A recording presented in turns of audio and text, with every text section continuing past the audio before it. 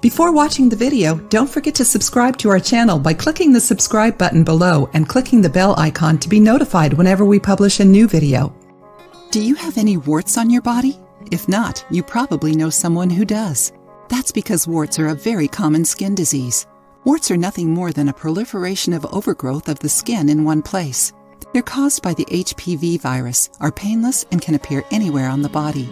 Most of them disappear with time, but because they don't look good, many people prefer to have them removed. If you have warts and are thinking about having them removed, this video is for you. We'll show you a simple but very effective recipe to remove warts at home with easy-to-find ingredients. You will need 1 teaspoon of baking soda powder, toothpaste, 2 teaspoons of castor oil. How to prepare it?